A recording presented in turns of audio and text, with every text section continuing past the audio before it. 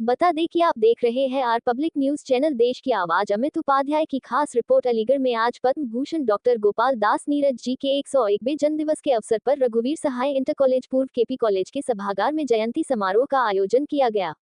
समारोह के प्रारंभ में नीरज जी के चित्र पर माल्यार्पण एवं पुष्पांजलि अर्पित करके उन्हें श्रद्धांजलि अर्पित की गई। समारोह के विशिष्ट अतिथि हिंदुस्तान के सुविख्यात एवं लोकप्रिय कवि और गीतकार डॉक्टर विष्णु सक्सेना ने कहा कि नीरज जी से हमें मंच की प्राथमिक चीजें जैसे मंच पर बैठने का सलीका आदि सब सीखने को मिला। उन्होंने कहा कि 1987/88 की बात है। नीरज जी ने पूछा तुम्हारी कोई किताब छपी है? मैंने कहा नहीं। उन्होंने कहा जरूर छपवाओ। नीरज जी कहा कागज की उम्र आदमी की उम्र से ज्यादा होती है। हम तो एक दिन चले जाएंगे लेकिन हमारे साहित्य को हमेशा पढ़ा जाएगा। एक चीज उन्होंने और कही कि टैक्स देते हो जरूर दो, हम समाज से लेते हैं तो समाज के हित में भी हमें कुछ खर्च करना चाहिए। एक बात उन्होंने विशेष रूप से कही कि आदमी कितना भी शिखर पर पहुंच जाए उसे अपनी जमीन नहीं छोड़नी चाहिए। तारांकन इसी भाव को लेकर मैंने एक मुक्तक भी बनाया जो हाथ थाम लो वो फिर न छूटने पाए, प्यार की दौलतें कोई न लूटने पाए, जब भी छू लो बुलंदियां तो ध्यान ये रखना जमीन से पांव का रिश्ता न टूटने पाए। तारांकन। डॉक्टर विष्णु सक्सेना ने कहा कि 4 जनवरी को मैं नीरज दिवस के रूप में मानता हूं, याद करता हूं। मेरा उनसे पारिवारिक रिश्ता था, वह मुझे अपने दामाद की तरह मानते थे। नीरज जी जैसा व्यक्तित्व अब हिंदी जगत को शायद ही मिल पाएगा। क्या नाम है और किस तरह कार्यक्रम? अशोक सक्सेना और मेरे बराबर शिक्षा प्रबंधक, मैं यहाँ अध्यक्ष हूँ। नीरज जी का हम 101वां जन्मदिन मना रहे हैं।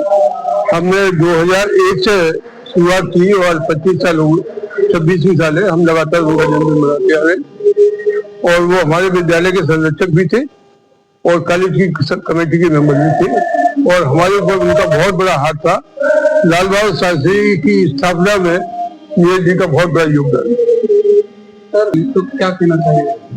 पद्मश्री पद्म भूषण उनको तो भारत रत्न मिलना चाहिए था। ये दोनों भी उनके लिए बहुत छोटे हैं। जितना उनका था वो मैं जहाँ तक समझता हूँ फक्कर उसके थे। कबीरदास जी के उनका कंपैरिजन किया जा सकता है। देखिए उस जमाने में जबकि उनके पैसे की कोई कमी नहीं थी, वही चौखाने वाले थे वह तो मार्किन की बनल और चारपाई में बैठते थे। जबकि वो चाहते थे बड़े से बड़ा सोफा और बड़े से बड़ी मतलब हर चीज उनके लिए उपलब्ध थी। पैसे की कोई कमी नहीं थी, नाम भी बहुत था। एक दफा उन्होंने घटना मुझे बताई कि बस में जा रहे थे ये और उसमें सीट नहीं थी। हरवंश बच्चन ने इनको अपनी गोदी में बिठा लिया तो उन्होंने कहा था आप मुझे भाई तुम्हें आशीर्वाद देता हूँ, यही आशीर्वाद दो मुझे कि आज से ज्यादा मेरा नाम हो। और वही हुआ, हरवंश बच्चन से ज्यादा ख्याति मिली इनको। नीचे से उनके प्रेरणा मिलती है। वो नीचे से ऊपर उठे, छलांग लगाकर वो कभी नहीं बने। वो धीरे धीरे खरगोश की चाल करते हुए बने और इतना नाम कमाया। उन्होंने कभी भी किसी की भी आलोचना नहीं करी, कभी किसी कवि को उन्होंने नहीं किया। वो हमेशा छोटे कवियों को प्रोत्साहन देते थे। और समाज में क्या संदेश देना चाहेंगे? कहिए ये तो सब धर्म थे, न हिंदू मुसलमान कायस ब्राह्मण, किसी को भी आदमी को आदमी मानते थे। उनकी एक कविता बहुत सी है कि गुनाह हर बार करता हूँ, आदमी से प्यार करता हूँ। किस तरह का कार्यक्रम?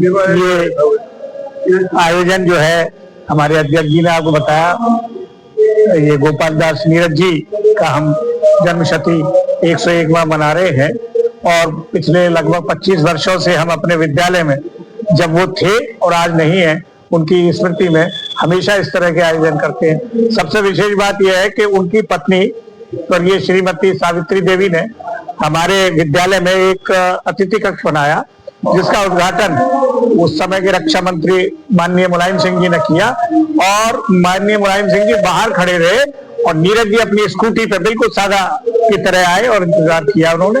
तो वो तो ऐसा व्यक्तित्व कृतित्व का कि जिसकी कोई तुलना नहीं की जा सकती। वो सर्व समाज के थे, न जात उनके लिए न पात, सिर्फ समाज का उत्थान ही उनका उद्देश्य था।